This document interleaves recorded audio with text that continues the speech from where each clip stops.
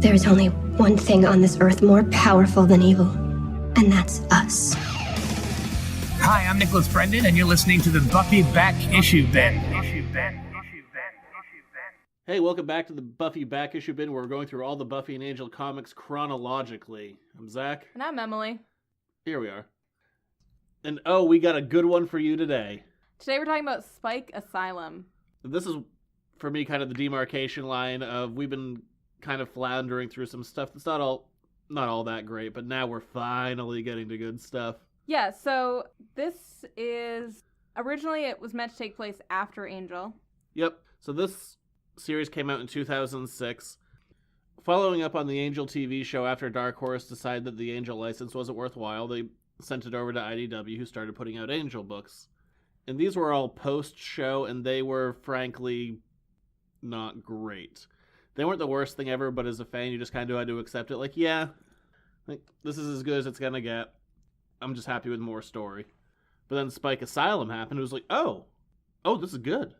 Right, and so actually this and another Spike book are the only two that made it into canon eventually. Yeah, what ended up happening is the guy who wrote this, Brian Lynch, ran into Joss at a cafe, I think, like the morning it was going to come out. He's like, hey man, I wrote this new Spike book. It'd be cool if you could check it out. And then IDW ended up working with Joss and Brian Lynch on the new canon season. And Joss went, basically, I like that fish, so let's bring that fish back. And that... We'll get to the fish in a minute. Yeah, but basically a character that Joss likes makes this book canon. So it's funny timeline-wise, what originally was taking place in a whole other line of stories, it also post-show, now has to take place in a different canon, and also take place in the middle of Season 5 of Angel. Right, since things changed a little bit after Season 5 in the real canon world, it's a little funky. There's a couple lines that don't work exactly. But we can make it work. So where this has to take place for this to work is after episode 514, Smile Time, because the puppets in that are referenced here directly. But I placed it before 515, A Hole in the World, where Fred dies, because Lauren seems to be in a relatively okay mental space. Yeah. Compared to when he just went down like a hole of drinking and despair right after she died. Yeah, that was my favorite part, is when when Lauren went into realized a that drinking Lauren hole. was here. No. I thought when he was just I didn't like it when constantly Lauren went drinking. into a drinking binge. I liked it when Lauren was in this book. His downward spiral. Yeah. But he's doing okay here, so I'm going to place it before Fred's death. Yeah. So with that weirdness kind of set aside, let's dive into the book. So we start out with Spike in a bar, shockingly. As one does. Right, and Spike gets in this fight to save a girl. Yeah, there's basically a demon. The demon's going to kill a girl, so Spike snaps his neck. Yeah, and... The girl's like, are you a vampire? Yeah. Do you have a soul? He's like, yeah, I guess. And she orders a bunch of troops to come, like, running into this alley. Right, which is a weird thing, because, I mean, why would anybody know that he had a soul? There aren't that many vampires with a soul, and I feel like... No, we're very aware of all of them. I guess. She and her husband are trying to hire Spike to go find their daughter, who has gone missing. Her name is Ruby. Ruby. So Ruby has gone missing because Ruby, it turns out, is actually part demon. And so Ruby, being part demon, decided that she didn't actually want to be part demon, so she finds this program that is supposed to rehabilitate demons. Called Mosaic. I've been calling it Mosaic for like 10 years. I was recently corrected. It's called Mosaic. Whatever, man. This is never said out loud. So, as she is a telepath as well, she calls her parents to tell her how great Mosaic is, and subliminally tells them that she is in trouble, can't leave, basically being held hostage. So Spike's like, normally my Achilles heel is the fairer sex, but I'm not going to do this because I've been to facilities like this before, like when the Initiative took me. Yeah, so Spike's like, bad news, I'm not doing that. But he can't say the Initiative, probably for licensing reasons. Probably. He's like, I've been held in places, bad places. They did experiments, it was bad. Bad government places. Yes. And So he just says, no, I'm not going to do it. So they beg him, and they say, we'll pay you double your detective agency fee. We'll pay you triple it. And he goes, what? No, he's like, hang on a quick sec. Who do you think I am? They're like, do you know where we can find the other one? And Spike goes off on this whole tangent about how useless Angel is and how much better he is than him. And how if they want to save this girl, they come to Spike. And being Spike, he's not like, I'll do it for free. He's like, give me 20 grand and I want to use your limo. Yeah. So, what is he going to do with this limo? Because he's just going to this facility. So I guess he gets the limo to bring him to the facility. In any case. Well, he goes to a town called Prim. It's not really... It's like a halfway town instead of like a halfway house. Yeah, it's a town that houses town. this facility. But it's not really... It's outside of Las Vegas. And they have fun signs on the wall that show like a vampire puppet that say like, be positive. Like, blood. Ha ha ha ha ha. We see one of the gentlemen from the Buffy episode, Hush. It just says, quiet, please. Yep, so there's some fun little things in there. And basically Spike is trying to talk his way into this facility. The Beast is on the wall from Angel Season 4. Yep, yeah.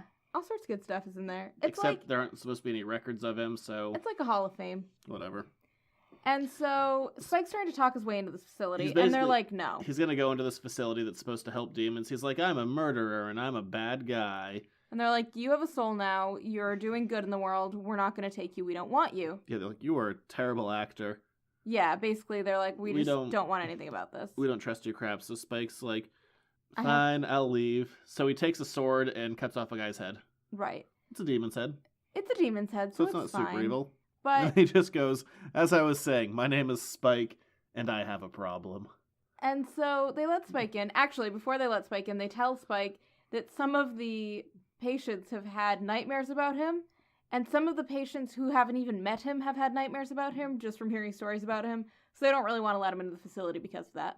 But a witch ends up mystically knocking Spike out. Yep. Who's their receptionist. Yep, and she also has to get transported back to Mosaic because we find out that Mosaic actually has like a work-study Sounds so program. weird in my brain. Mosaic. So Mosaic has like a work-study program, kind of. Which you work do. release, is that what that's called? Yeah. I don't know. Stuff you get like at a halfway house, really. I mean, it's... Work study is not what it's really called. Social programs. And she's part of that, but she has to get sent back to Mosaic because clearly she's not ready to be out in the world yet. So they capture Spike, throw him in a straitjacket, and put a worm in his ear to help keep him in check. And this is like the 1800 thing that's been stuck in Spike's brain. I know, poor Spike. Soul, a chip, that weird other worm that Giles stuck in his head. Yeah, we're really big into sticking things in his ear. This new worm. Well, that other one went through his eyeball. Gross. And then he was like, I have a headache. Because... He had a worm in his eye? And then it went in his brain. Gross. Anyway... he finds out the Mosaic isn't actually in Prim, but it's outside of Prim.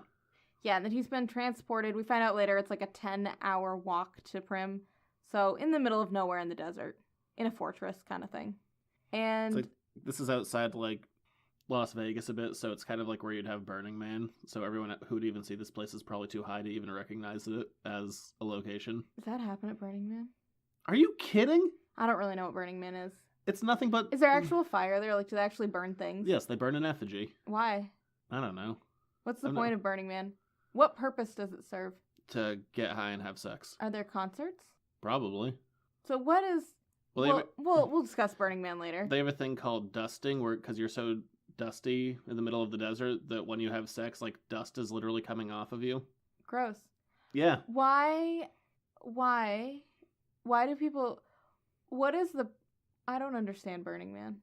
To get high and have sex. So they just pick some days that people go out there? Yeah. Oh. It's a money-free society. What else do they do? How do they eat? They bring food in. Who brings food in? Because if you're just there to get high, I feel like you're not very good at planning ahead on your food situation. You have to plan ahead. You bring in water and food. What happens if you run out? It's a communal society. Probably someone will help you. How long are you there for? I don't know how long Burning Man is. Interesting. Do they have, like, medics? It feels like something that would need medics. Probably. I mean, I think it's fairly well organized.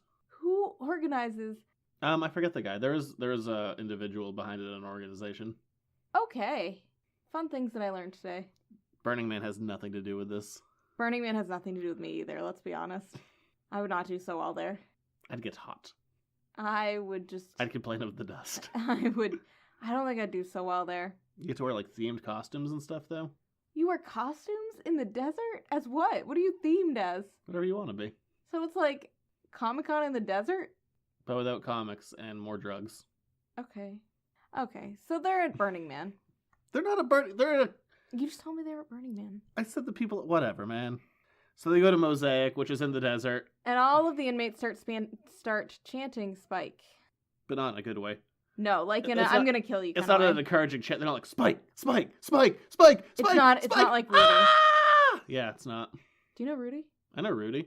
Do you? It has the fat hobbit. No, it has the nice Hobbit. It also has Rudy.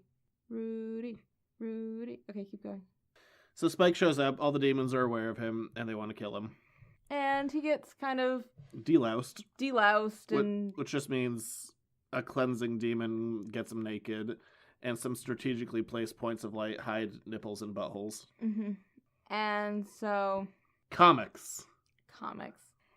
Spike gets put in a cell, finds out his cellmate is actually invisible. Before that, he finds Ma Zin, who's running the facility, who's kind of the daddy/mommy of all these earworms. Right.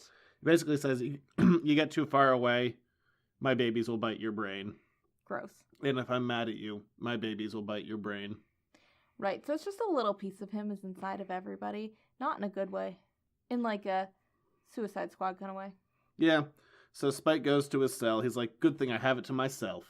Yes, and instead he finds out that he is in a cell with an invisible man. Named Biv. Named Biv, as in Roy G. Biv? I don't know. Light and all that.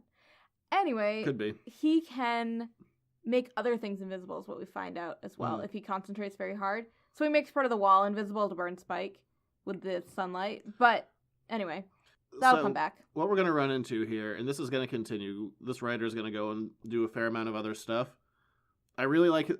He gets the characters' voices down. He knows them inside and out. Yeah, he really does. But we're going to run into, and it's not really a problem, and I don't mind it, but it's worth noting, a lot of the supporting cast, unless if they're minor supporting characters, they all basically have the same voice. They are the writer's voice. Which it doesn't come across as jarring as that sounds when you're reading it. No, but it's like everyone has the exact same kind of cadence and sense of humor. Yes. And that's not saying everyone, but most of like the minor supporting characters. The minor good supporting characters all kind of sound the same. They're all just a little bit quirky. Yeah, but they all have exactly. like the exact same kind of quirk. Yeah. But it's fine. But in all fairness, I kind of like his style, so it's fine. Yeah, it's totally fine. But I like that movie with the dog. The what? He wrote a movie about a Oh. dog. Yeah, it was one of the writers on Secret Life of Pets. That one. I liked it. Okay. We saw that with a dog We did. at a drive-in. Oh, it was cute. So Spike goes to lunch, and as a vampire, he's given synthetic blood, kind of like the Initiative. Yeah, and the synthetic blood dulls his bloodlust as well. Yeah, and he meets a vampire named Wiseau, who I'm curious if he's named after Tommy Wiseau, the terrible director. You don't know him. I don't know. You would know his stuff, but he's known for making some of the worst movies of all time. Yeah. All of the vampires in this book have very pointy ears. Well, not Spike. No, but all of the vampires when they're vamped out have very spiky ears. Yeah, it starts done very by pointy ears. a guy named Franco Urru. Yeah, and I like the art. I just noticed that the pointy ear thing was happening. I think he's Italian, and all of this work was done over the internet or phone, essentially. Like, these guys didn't meet for a long time. But Cool. they have an amazing collaboration together, and they do a lot of stuff together for quite a while. I mean, it looks great. It's a great looking book. And I'll mention it now, and I'll probably mention it again, but he unfortunately passed away a couple of years ago. It's sad. It is. He wasn't very old, and he did a lot of good work, and he's a guy that would have been great to see a continuing career moving forward, and guy had a family and all that other stuff, and it's sad that he passed as young as he did. Yeah, that was very sad. But Frank, I like his work a lot. He's a great artist. Mm-hmm. But this vampire Wiseau comes up to Spike. He's like, hey, have you heard of me? And Spike's like, no. And one of the things that this book does so well is it really finds that balance in between Spike. Sometimes you'll get into those modes where it's like he's just the ultimate cool. And he's like your Fonzie or your Wolverine who's just like, don't give me that look. Fonzie or Wolverine are your ultimate cools. Okay, keep going. You know what I mean? Like those Just the I'm just gonna tuck that away. the oversaturated characters who kind of get put into like everything they do is amazing. And this shows Spike as more a guy who's just completely posturing all the time because you get to do the internal monologue. Yeah, and And he's like, yeah, I've heard of this guy, and he is terrifying. It is nice, because in the show, Spike is not always so cool. Yeah, I mean, he went from being like... He has his cool moments, and then he has villain, his really dorky moments. He's like villain to comic relief who gets knocked out every other second, who just says, Buffy, you're dumb. And then into just, like, hyper cool guy. Right. Like, no one with the leather jacket that long is that cool. Exactly. Which is something that we should all remember. Don't wear leather jackets that long. Yeah. Trench coats aren't really a thing anymore. Thank goodness. But it works at comics because they're kind of like capes, but not capes. Oh, okay. Good to know. Because capes are cool. Are they? Well, they're good at showing movement and motion. That's true. Capes are fun to wear. Now you get a look. I have a cloak. Jesus. I made it. So basically, Wisso's like, hey, we have gangs in here just like any prison. It's kind of like West Side Story up in here. And I like that they referenced West Side Story. It made me feel at home. And Spike's like, I'm not a jet or the other one. Sharks and jets. There we go, the other one. Oy vey. So Wisso attacks Spike, and this guy rolls in named Dr. Ray. And he breaks up the whole fight. He is kind of in charge of all of the quasi-medical experiments that happen in this place. So he throws Spike a little thing to stick in his ear. He's like, hey, pop this in real fast. And he's drawn to look like the writer. Oh, cool. Which is a fun little... fact. Yeah. He has very spiky hair. Fun facts coming at ya. Fun fact. He gives Spike the little earpiece, and then he's... electrocutes everyone else. Basically, he sets off a noise that makes the little earworms angry. And they bite everyone's brain. So he, basically knocks everybody out. Mm-hmm. And then he's going to heal up Spike after the fight. And he's like, hey man, I'm super aware of you from that time that we worked at Wolfram and Hart together. And he's like, oh, you're a Wolfram and Hart guy. He's like, you go walk over there. He's a little more brash about it. Yeah. And so Spike now knows to be wary of this guy, He's like, great, the one nice guy in here works for Wolfram and Hart. But he doesn't really know what to think of him. So Spike goes to group therapy. Which goes about as well as you can imagine Spike going to group therapy. As one does. And there's a few other characters there who are going to show up in this book and future books as well. There's Marv, a Wolfman, and if you're any kind of comic fan, Marv Wolfman. Ha ha ha ha ha ha. You don't get it, it's okay. I don't get it at all. But anyone else will get Marv Wolfman. Well, there you go. We have Beck, who we don't really know anything about. She's very quiet. We have Biv, Spike's invisible roommate. We have Anna, who's a demon who diminishes the powers of other demons around her. So you can see Biv a little bit now, which is kind of fun. Yeah, because he's, taken away. And then we meet... Beta George. The best character ever. He's a floating fish telepath. I love Beta George. He says things like a pox on this telepathy, which is just charming. Yeah, and in Beta, I mentioned how a lot of the supporting characters kind of all have the same voice. Beta George basically is the writer. This is clear, screw it, I'm just going to insert myself in this book, but I'm going to do it as a floating fish. Yeah, he's pretty great, though. He's a giant floating fish, I love Beta so why George. would you not support that? Yeah, he's definitely the best. And then he gets to continue on to other books. Mm-hmm. And then we also have their group leader, whose name I can't remember. Therapist guy. Therapist dude. And they have their session, and Beck, the quiet girl, leaves to go to the bathroom. And they're like, yeah, she does this every time she just goes and cries. And Spike's not about to share, but he's talking to Beta George telepathically. Mm-hmm. He's like, hey, I'm looking for this girl, Ruby. And so Beta George can read everybody's thoughts, which is helpful.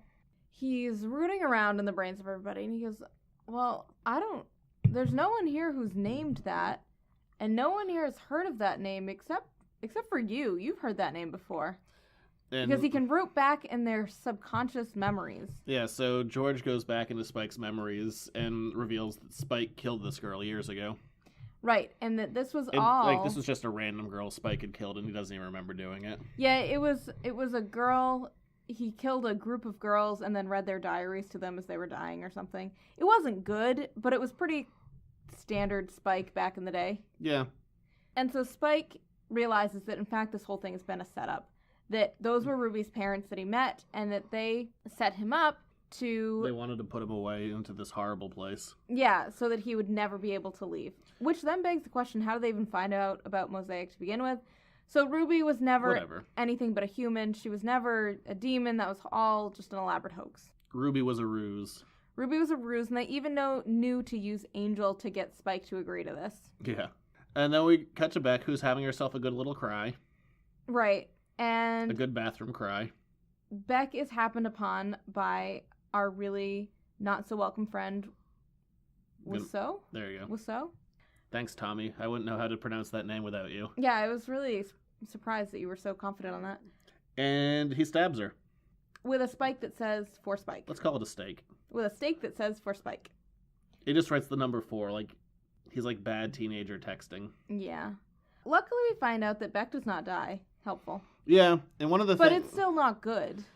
So what we're reading from the trade paperback that was released. Most of the Buffy and Angel stuff has been re-released in a hardcover form. This is one that never got that treatment, which is unfortunate. And it also does... I have a certain pet peeve with trades when they get collected. If there's an issue that ends and then they just jump into the next one without any kind of like transitional title page or anything, like a cover in between. Because it just flows weird when there's nothing to break it up the way it's supposed to be broken up. Right. It was written with commercial breaks, essentially, but we got them taken out. Yeah, so it just flows in like, she's stabbed, and then the next panel, she's in a bed. I'm like, cool, that was definitely the end of that issue. Right. I was reading through this, and I've never read them in their issue format. I've only read them like this, and so it was just a little jarring. Yeah, I don't like it when trades are put together like this. Like, really? Would the extra 4 pieces of paper really cost you that much? Mm-hmm. Yes, they would. Okay. Way to cheap out, IDW. Well, whatever. So we cut to Beck. She's being healed up, and Spike's in handcuffs, and they're saying that Wiseau said that he was doing this for Spike, that Spike, it wasn't like... That Spike ordered this hit. Yeah, like, this is for Spike. Not like this is against Spike, but it really was against Spike. So, Ma Zing, the giant slug guy, is accusing Spike of controlling Wiseau, and Spike just says, piss off, slug. So he makes this tiny brainworm bite his head. Yeah, it's not great. It was not a smart move on Spike's part. But it's very Spike-like. But now that Spike's in the hospital, he also gets to meet, or not really meet, but see another vampire that has had treatment performed on him. Which is really gross. They cut off the vampire brow and take out the teeth. Yeah, but first you have to be vamped out for that to happen. But it's just gross. Not good. And they threaten Spike that, like, if you don't shape up, we're going to do this to you, we're going to cut your face off. So he goes over to Beck and he just tells her to stay away from him. Yeah. And then she lights the room on fire. Basically. Because that's her deal. We haven't covered that yet. It kind of comes out of nowhere. Yeah, it was confusing for me. Like, oh, the room's on fire. Yeah. Why is the room on fire? We find out later that that's kind of Beck's deal. She can start fires. Yeah. We also never really deal with the fact that she set this whole like hospital room on fire. And also, when it doesn't look like there's anyone else in there, so I guess bad. Good for that. So Spike goes and he's having some lunch, and Anna, the demon who can kind of take away powers, shows up. Anna is busty. She is. And in a towel. A very short towel, a very small towel. It's like she took a floor mat and used it as a towel. But confusingly, she decided to go into the lunchroom like this. Odd. Yeah. So she's like, Spike, you need to come with the showers with me right now. Spike's like, if I must. Yeah. Oh, well. I guess I can. And she's like, no, idiot. We're not going to go do that. First of all, it's a communal shower, so no. Right. And also, Wiseau is... It's a communal unisex shower. Yeah, and also Wiseau is beating up your friends, Biv and George. Spike is like, fine. So he goes over and gets in the middle of the fight. Yeah, I guess I have to. And Wiseau's grandstanding. He's like, you two think you can stop me like it took 12 guards to take me down. And George roots around in his brain and projects an image that everybody can see. Yeah, that Dr. Ray just stabbed him in the back with a zapper. And it wasn't really 12 guards. It was just a guy in a lab coat. Yeah. And it was just one human. It wasn't even a demon. So there's a fight. Because, of course, there's a fight. And Spike's doing the usual grandstanding thing. He's like, I am going to lose, and this is terrible. And while George was inside of Wiseau's head, he heard something that was being repeated over and over in his head, going, listen for the sign, freedom is coming. And so Spike tries it out on him just to see what'll happen. And everybody around starts yelling, freedom is coming, freedom is coming. Listen for the sign. So I want you to imagine that you're in a YMCA shower. I've never been in one. Or any kind of shower. Any kind of communal shower. They don't have communal showers for girls. That's not a thing. Girls don't have communal showers. All right. So you have, all of your faucets, but then you also have, your pressure control. So Wiseau takes Spike and basically puts one of those through Spike's back against a wall. It's really gross. It's a nasty hit. It's really gross. It doesn't really seem to do much to... Well, he loses the fight. He does lose the fight, but it's not like, my back is broken. Well, then Spike finds a stake somewhere. Magically, and he's like, I'm gonna stake him. I actually don't know where that stake came from. I don't either. It's just laying there. Maybe it's a doorstop. Looks kind of like a doorstop. I don't know. It seems like a bad thing to have when there's a bunch of vampires. And he goes to stab Wiseau, but he's had some kind of armor grafted to his chest. So he can't get staked. Yeah. Which is really smart. Yeah. Like, if you why have, did none of the vampires do this before? Then you'd have to have your head cut off. I know. You have very few weaknesses. Why not take care of one of them? I don't even... Yeah.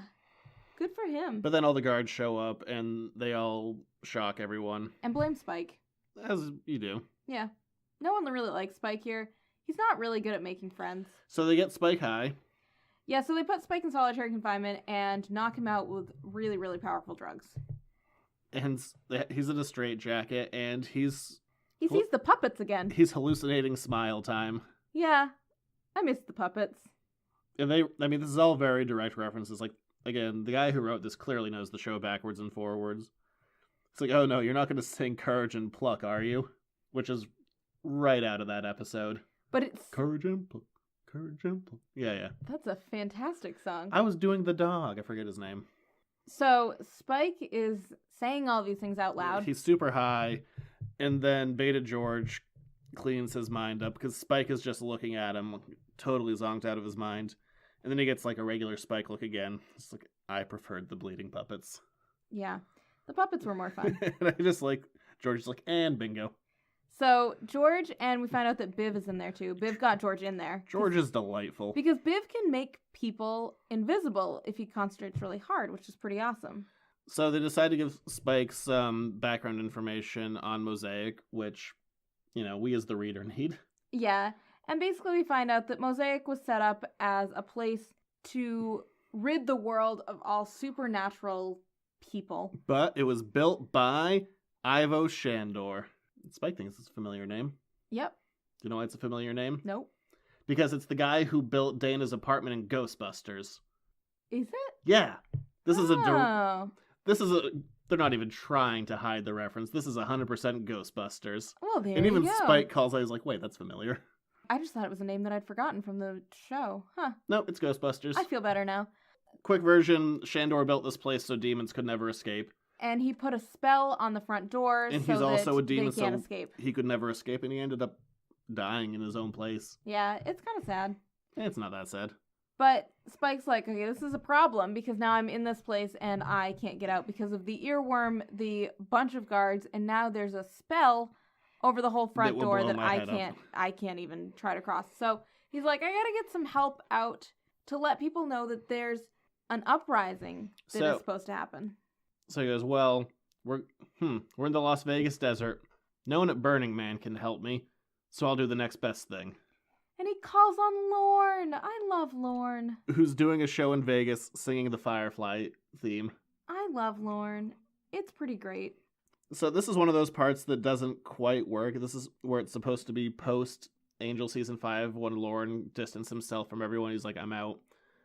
But in this, it's still in the middle of it, and he just kind of reacts very negatively to Spike. He's like, nope, no, and no. Right, because all of a sudden it's bringing back all of those really terrible memories and bad things. But I'm just going to call it that Lauren's upset that Spike's interrupting his show, because Lauren, always wants to leave the crowd wanting more. Yeah, and to be fair, Lauren and Spike were not, best buddies anyway. No, they barely interacted in that last season. Yeah, so it's not, It's a strange overreaction, but we can work with it. So then we get into our final issue, and Lauren leaves the place in Vegas where he's playing, and he runs into a hefty woman who just goes, ah, the devil! And he goes, ah, spandex! And just keeps going. But he finds his way to Prim at the facility where Spike cut off that guy's head. He's like, look... Like the reception area kind of thing. Yeah, he's like, there's an uprising coming. I'm missing a show in Vegas for this. And she's like, you're going to have to sit down, sir. He's like, no, but people are they're all going to leave. She's like, yeah, sure they are. He's like, all right, I tried. I failed. Whatever. And we see Spike, and then we cut back to seeing Spike, who is strapped to a table, and It's real Jesus-y. we're pretty sure... This is a weird table. It's a cross table. It's an odd table. It's a table that's designed to look like a cross. Yeah, it's a weird table. Gosh, this symbolism isn't heavy-handed. Spike's forehead gets anesthetized, and then we see some big knives, and the inevitable, they're trying to cut Spike's head off thing Face is off. happening. Just his face. Just his face. Just part of his face. And then we see that a demon goes into the cell where Beta George is. That will come back. But then we go over to Lauren, who's still in Prim. He's like, I tried. And then he says, I don't know, freedom's coming or some crap. And all of these demons start freaking out. They're like, freedom is coming! Wait for the sign! Because evidently this has been something that's been brainwashed into everybody, even the work release people. Subliminally. Yeah. So they're getting real stabby with Spike. They're like, you need to vamp out so we can cut your face off. And Spike's like, I cannot vamp out. I've been reading this book for over 10 years now. Mhm. I do not understand the next part. And I really tried to for this show. Like, I was like, is it a subliminal thing? Is it really happening? And it's not really clear one way or the other. But Spike sees his reflection. Yeah. And all of a sudden he's partially human. Somehow How? not vamping out means that he is partially human. I can't It's tell. confusing. I can't tell if this is like the drugs that are making him think that he's seeing it, but then they have some other people who mention that it's happening later on. So I don't get they this. mentioned that he's like half human at this point. This doesn't make any damn sense. No. There's nothing leading up to it. There's nothing that really follows up on it. It's not really referenced ever again, and I don't understand it. No. This last issue especially is very action-packed, and it kind of... The end feels a little bit rushed. I feel like the story could have benefited from one more issue. Yeah, I would have appreciated a little more explanation in there. This makes no damn sense. You're supposed to be able to extrapolate a lot of explanation from the fights, and while I'm all for having less exposition, I could have stood a little more. So, Spike is turning human, but they're doing this, trying to do surgery to him right next to Beck, who freaks out and sets the room on fire, which... Again. Of course, you know this is her thing. Right. Why put her there? Right. Bad planning. And so Spike busts out of his leather straps that he's held by. Because, he's part human, but apparently still has vampire strength. But is still not a vampire. I don't know. Whatever. In Ma Xing, he's enraged, so he starts setting everyone's brainworms off. Brainworms? Brainworms? Brainworms. Brainworms. I'm going to call them Yerks. Is that what they're called? No, that was an old Animorphs thing. It was going back to my youth. Well. When I was but a boy. Weird. Now I'm just a man-child. True. But to stop this, Spike just punches him in the brain. Yep, and he explodes. Like, literally, like, through the face, into the brain, and he's dead. And, yeah, he just literally explodes Mazin, and then all the little earworms slither out of everybody's ears. And I like it. Dr. Ray is there. Leave it to William the Bloody to find the shortest route from point A to point B. And then he shows his true colors. JK LOL, he's not really nice. Yeah, and he stabs Spike through the chest, comes out his back, and then goes... But with a knife, not with anything that would actually kill him. A big surgical knife. Yeah. This might be a sword. It's big. Whatever. It's definitely a sword. And he's like, 1 sec, my cell's blowing up. Yep, and so he answers his phone, and Spike sees Beta George's life flash before his eyes, and then we find out that Beta George has been killed by the cleanser who was in his cell, kind of mind controlling him. And used to send out the sign. Yeah. So it's very sad, because I liked Beta George, but we don't really dwell on it. Yeah. We just kind of George keep is going. dead. And so Spike grabs Beck. Yep. Well, all the cells open up and everyone's about to kill. They've all been subliminally drugged and had all of this kind of hidden programming that they're all going to be an army for Dr. Ray. And Dr. Ray is going to go into the private sector with an evil army, apparently. And so he uses one of the witches in there, who's actually a witch/vampire. Good combo. Wiseau made her a vampire. And she is going to break down that spell, which, if you're all supernatural beings, why did nobody just have a witch break down the spell before? But whatever. Good call. So she's working on breaking down the spell. Meanwhile, Spike is working on kind of gathering his team back together, which is conveniently his therapy group. Yeah, good thing that only the nice people were in his therapy group. Yeah. And Marv Wolfman, which is what I'm going to call him, Okay. gathers up a bunch of weapons, and also, with those weapons, gives Spike back his coat because this boy, is the we need second graphic novel in a row where Spike is missing pieces of clothing. Find some other purpose for being other than wearing a jacket. Whatever. The other one was wearing boots. Was his other purpose. I know, but it's not armor. It's a coat and a t-shirt. Well, he really likes them. So Spike gets the ragtag group together, and Wiseau wants to murder him. Yep. And then we get a lovely little reference, because this did come out after the finale, even though it now takes place before the finale. And he throws out what I think was his last line of the show. And Wiseau is going like, I want Spike. And he throws out the line, wishes just happened to be horses today. I liked it. Which is what he said, one of Leary's like, I wish to do more violence, and there's a whole army running at them. And Jane in Firefly also said that line. I like it. It's a good line. Joss likes that line. And then so does Brian, apparently. We're on a first name basis. Well, that's nice. We were Xbox friends for a little while. Were you really? Yeah. You could have friends on Xbox? Yeah. I don't know. I don't have an Xbox anymore. But then there's a big fight. The demons tear down the wall. And all the demons try to fight Spike and his friends. And the end is, it's very action-packed. It does feel a little rushed. Yeah, it felt very overwhelming in just that I was confused about what was happening, mostly just because so many things are happening in each panel. Yeah, and Spike's fighting, and he can't vamp out. He's still kind of human, but then Wiseau hits Beck, and Spike, vampire face. Yeah. And I love this panel. This is clearly one where the artist, I can't pin down the episode. I tried to before this, I couldn't find it. But that's right from the show. He went on model for that. Yeah. He paused a scene and went, okay. Yeah. It's perfect. It looks great. It looks right on how it should. Yeah, it looks great. And then Spike and Wiseau have it out, and Spike stakes him through the side of his ribs. It worked. Wiseau is dead, and Spike lets all of the demons leave. This army of demons. And Anna is like, what are you doing? Like, are you just literally letting them leave? And he's like, yeah, because there's like 5 of us, and there's hundreds of them. They have like 3 18-wheelers full of demons. So, yeah, we're not going to fight that. Yeah, he's like, we're going to do this the Spike way, not the Angel way. So, yeah, the Spike way is to let them go. Because I don't want to die. And then he's like, we're not all going to make it through if we try to fight them. So, let's not try to fight them. And then he's like, hey, Beck, time to relapse. Beck, our fire starter. So she just sets all the trucks on fire and everyone dies. Which is also effective. We cut back to Prim and see that the demons have decided that they don't want to be part of Ray's army. They've also fought against the mind control. Yep, and everyone's fine. And Lauren's like, can you bring me back to my show? Why am I here? This is the worst. Yeah. And so Spike brings him back to his show, and Lauren's like, why are you doing this? And he's like, sometimes I like to be nice. The end. Yeah.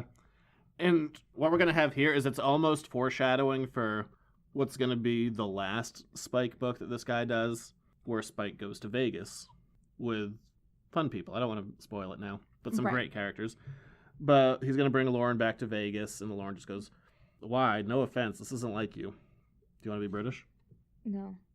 Times change, Lauren. That's not British. Don't be offended if I don't stay for the song and dance, though. Vegas is filled to the brim with big bads, and a champion's work is never done. And he's a champion now. And he's going to go to Vegas and fight an army of Elvis impersonators who are infested with demons. That's scary. It's a good time.